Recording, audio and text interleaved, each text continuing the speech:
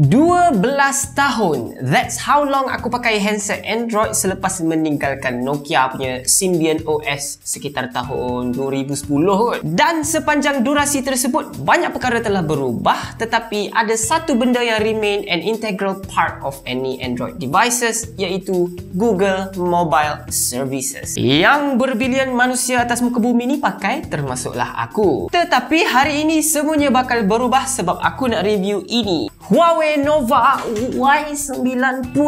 Adakah smartphone mid-range dari Huawei ni good enough untuk menyebabkan aku curang dengan Google atau sebaliknya? Find out after the intro.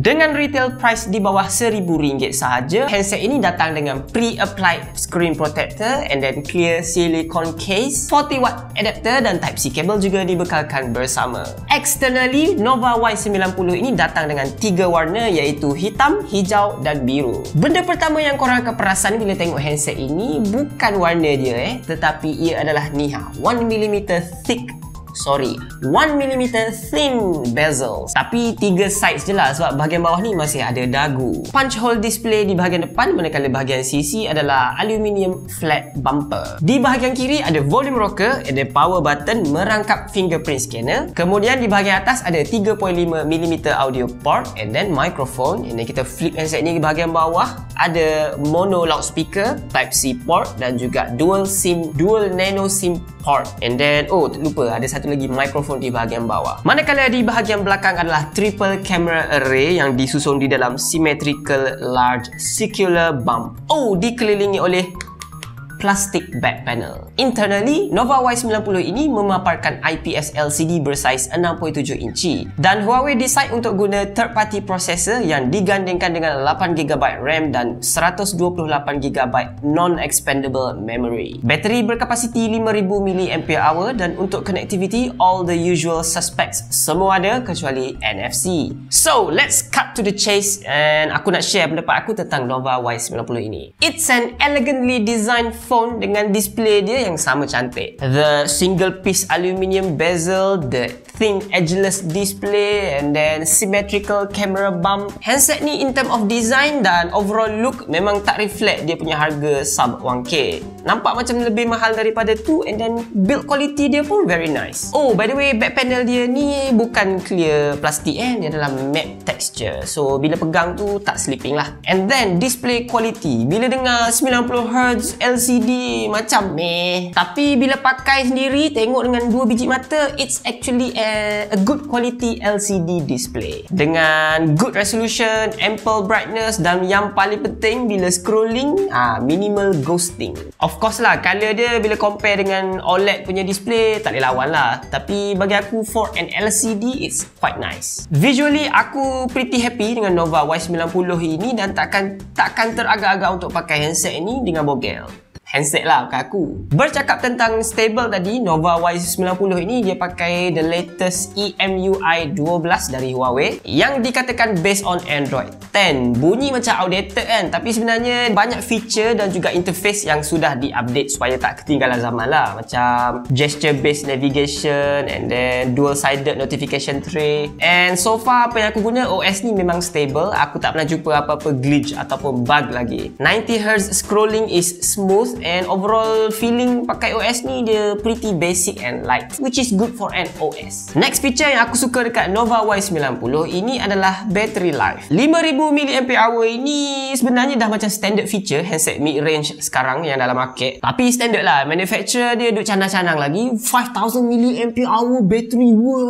Tetapi sukacita aku nak maklumkan, Nova Y90 punya battery life ini is very good. Aku charge handset ni sampai penuh pukul 4.28 petang pada hari Selasa and then aku guna macam biasa. Penggunaan aku mostly on 4G LTE, aku always on Wi-Fi, always on Bluetooth and then gunalah macam-macam, layan movie, layan YouTube, buat video call, main game. Tuk-tuk, pada hari Khamis pukul 4.37 petang aku cek bateri dia masih berbaki 15%. 2 hari bateri dia boleh pergi. So quite impressive. Aku dah review banyak handset mid-range yang sama kapasiti 5000 mAh typical value, tetapi so far tak ada lagi handset mid-range yang bateri dia boleh tahan sama lama dengan Nova Y90 ini. Dan aku berspekulasi ini mungkin disebabkan dia pakai prosesor yang power efficient, dan yang paling penting sebab tak ada Google Mobile Services yang selalu mengintip anak orang. Probably lah. Oh, by the way, 40 watt supercharge adapter yang dibekalkan tu, aku charge handset ni from cold and dark 0% sampai 47% in 30 minutes only. Dan kalau korang betul-betul tak cukup masa, bangun lewat nak pergi kerja, aku cucuk handset ni from 0%, dia pergi mandi, dia lepas habis mandi, aku lap pakai baju cepat-cepat, sapu pomade semua benda. Aku cabut charger, handset ni dah ada 33%, which is good enough untuk bawa pergi kerja seharian. Tetapi bagai mawar yang cantik tetapi batangnya berduri. Waduh.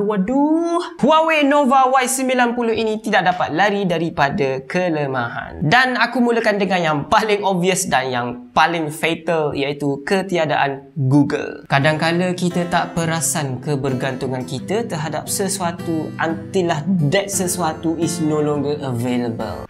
Such is life. Handset aku selalu lupa duduk kat mana dalam rumah. So selalunya aku akan cakap kat TV, "Hey Google, ring my phone." That is not immediately possible dengan Huawei Nova Y90 ini. Google, walaupun dia suka mengintai anak orang, tapi dia punya level of integration dengan semua GMS available devices memang next level lah. Jadi Huawei Mobile Services yang baru nak bertapak ni memang tak ada chance lah. With that being said, ini semua drama sebab bukannya tak boleh guna langsung, cuma deep level of integration itu sudah tidak available. Jadi leceh lah sikit. Contohnya Google Play Store diganti dengan Huawei App Gallery yang library dia of course lah lebih kecil. Gmail boleh sync dengan Huawei email app. YouTube boleh buka directly from browser. Netflix APK pure.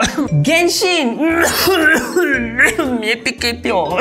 But of course side loading app ni akan ada beberapa isu, namely outdated version dan juga compatibility issue. But that's the price you have to pay bila nak melawan arus mainstream. Memang tak dapat disangkal, Huawei cuba sedaya upaya untuk compensate ketiadaan Google Mobile Services dengan buat beberapa perkara, macam diorang build diorang punya Huawei Mobile Services dengan Petal branding, macam Petal Maps, Petal Search, and then they even go as far as diorang buat satu ekosistem sendiri tau, di mana setiap device Huawei boleh connect sama sendiri in a very simple way. Contoh macam Huawei Share, Device Plus, multi-screen collaboration, distributed file system.